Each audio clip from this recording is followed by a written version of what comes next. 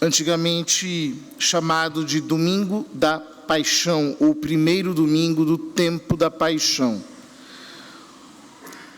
Hoje, o quinto domingo da Quaresma conserva elementos do antigo tempo da Paixão. Nós cobrimos as imagens, os crucifixos nas igrejas.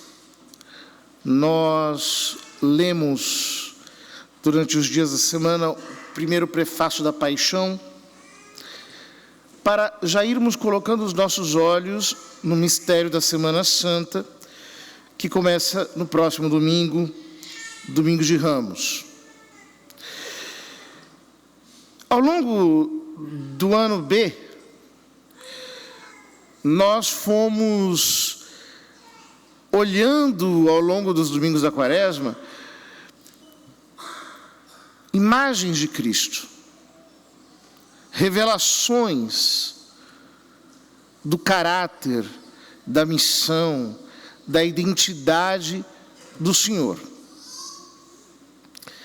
Isso não é diferente neste domingo. Pelo contrário, nós estamos no capítulo 12 de São João, que tem profundas relações com o capítulo 3º, que foi o que lemos no domingo passado. O capítulo 12 encerra o ministério público de Jesus e prepara para a segunda parte do Evangelho de São João, que começa no capítulo 13, que é o chamado livro da hora de Jesus. E nós vamos entender isso daqui a pouco. O capítulo 12 começa com a entrada triunfal de Jesus em Jerusalém.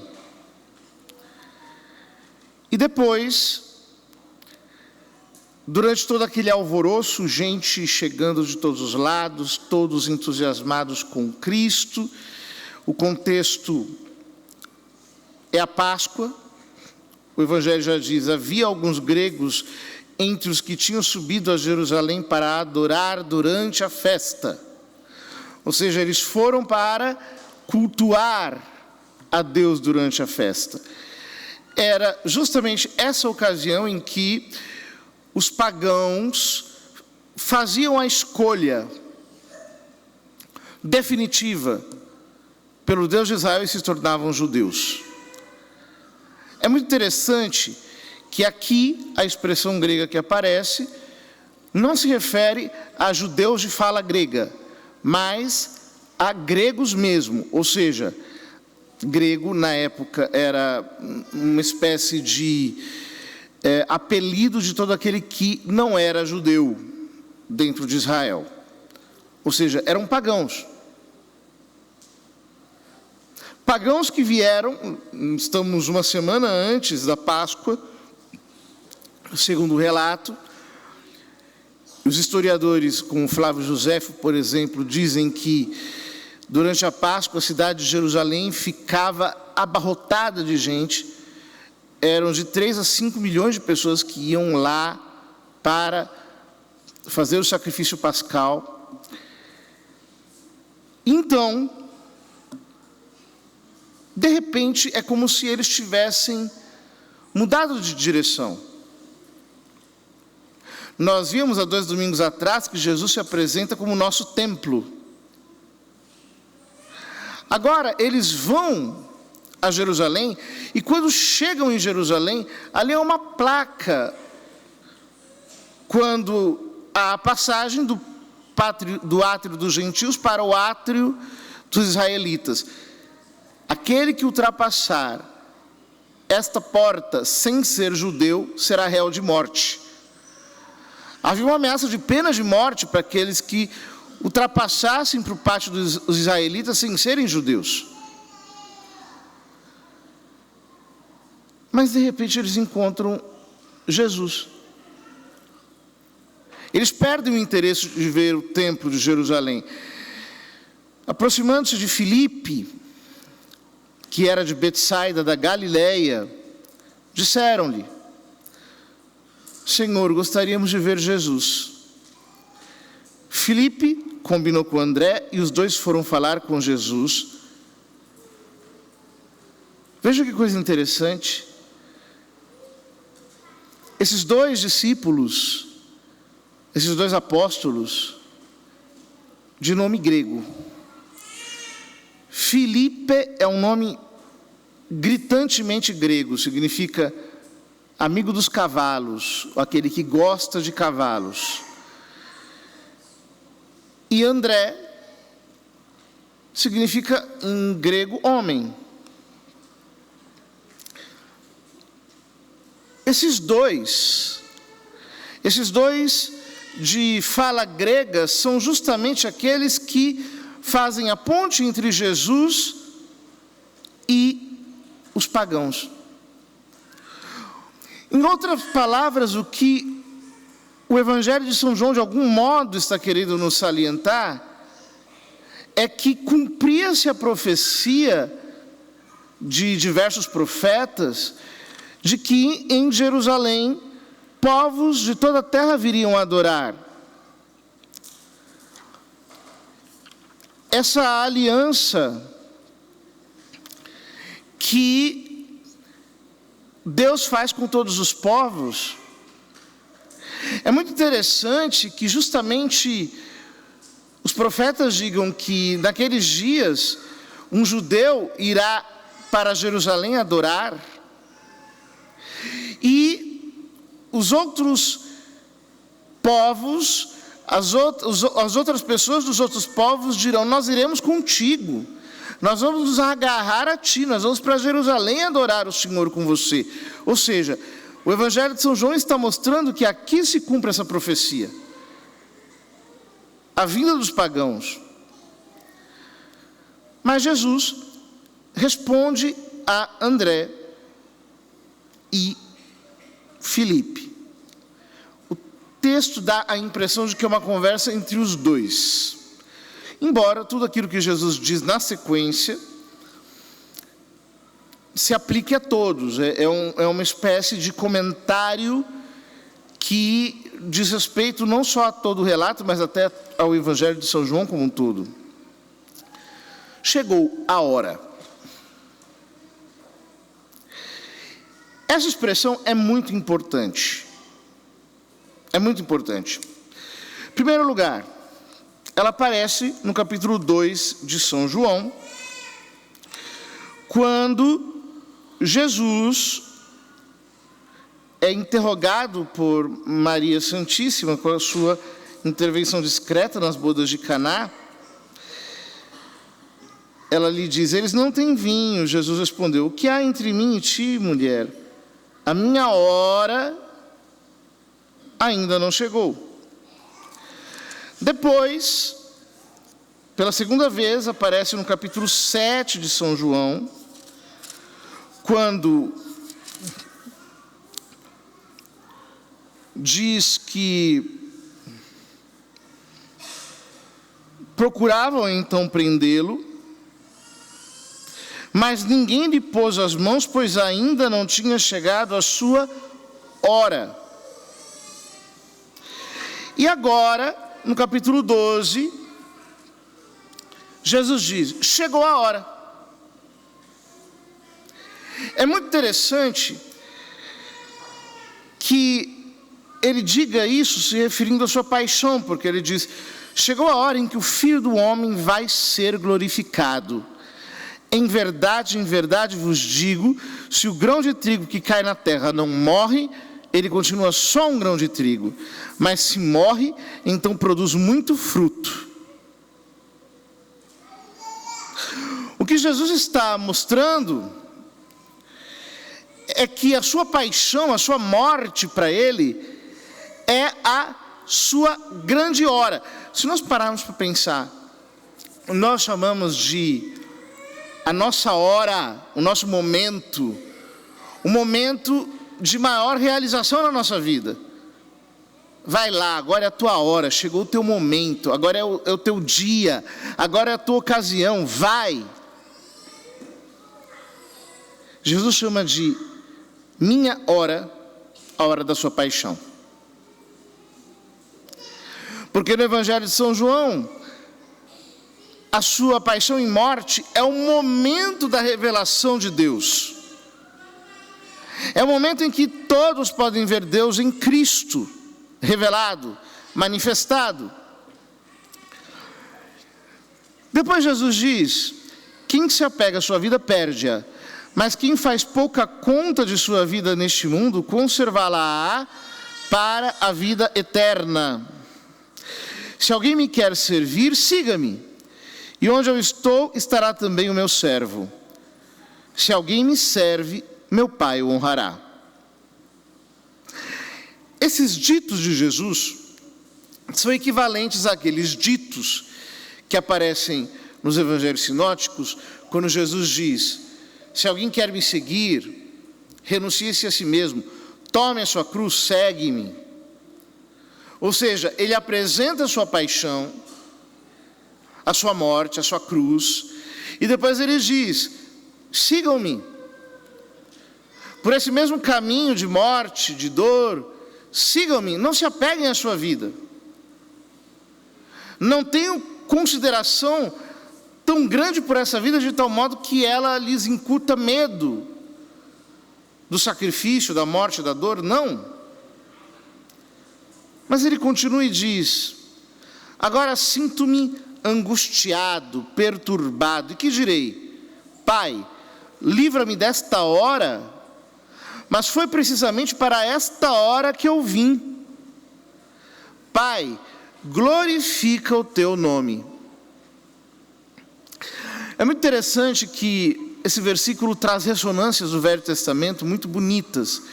Por exemplo, Salmo 42, quando o salmista diz: por que estás triste, ó minha alma, e te agitas dentro de mim? Espere em Deus, louvarei novamente o meu Deus Salvador.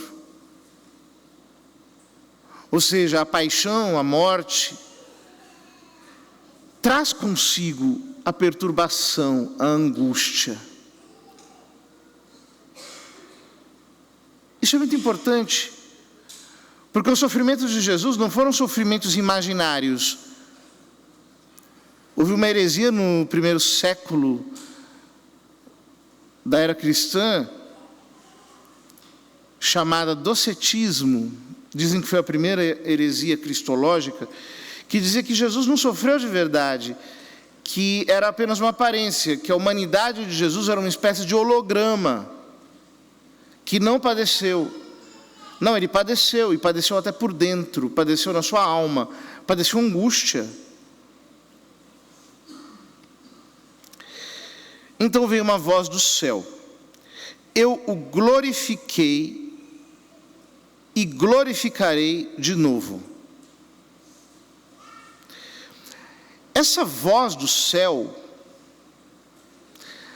aparece apenas no batismo do Senhor, nos sinóticos, na transfiguração. São João não tem um relato da transfiguração. Portanto, esse momento é o momento em que, para toda aquela multidão, o Pai revela o Filho. E revela o Filho com essa expressão: eu o glorifiquei e o glorificarei de novo. O que significa isso? Quando foi essa primeira glorificação? Na verdade, aqui o tempo, no grego, é o tempo aoristo, né? Ou seja, ele não é apenas um passado, mas ele é uma espécie de presente denso. Eu o tenho glorificado e o glorificarei de novo. Mas, no Evangelho de São João, no prólogo, quando fala da encarnação do Verbo, São João diz: e o Verbo se fez carne e morou entre nós, e nós contemplamos a sua glória. Glória como do unigênito do Pai, cheio de graça e de verdade. Portanto, eu o glorifiquei. Ele possivelmente está falando da encarnação. E o glorificarei de novo. Ele está falando da sua morte. Portanto, os dois momentos que o Evangelho de São João nos apresenta como momentos de glória, como momentos em que brilha a face de Deus em Cristo, são os dois momentos de maior aniquilamento do Senhor, pela encarnação e pela morte. A multidão que aí estava e ouviu dizia que tinha sido um trovão. Isso é importante porque em Êxodo capítulo 20, quando Deus se revela a Moisés, ele se revela como um trovão. A voz de Deus parece um trovão. Outros afirmavam, foi um anjo que falou com ele.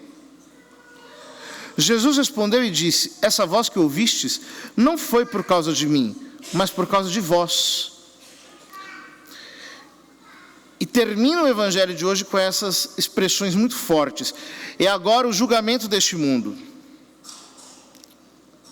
Agora o chefe deste mundo vai ser expulso. Ou seja, é agora que o demônio vai ser desterrado da terra, pela minha morte.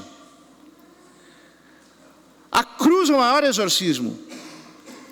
O sacrifício do Senhor é o maior exorcismo. A morte na cruz do Verbo encarnado é aquilo que expulsa o diabo, que destrói toda a sua força. Na sua primeira epístola, São João diz, o Filho de Deus veio para destruir as obras do diabo. A cruz é a maior destruição das obras das trevas. E Jesus conclui, e eu, quando for elevado da terra, atrairei todos a mim. Jesus falava assim para indicar de que morte iria morrer. Mais uma vez, quando eu for elevado da terra, essa expressão aparece 3 vezes no Evangelho de São João. A primeira vez em João capítulo 3, foi o que nós lemos no domingo passado, quando Jesus diz a Nicodemos,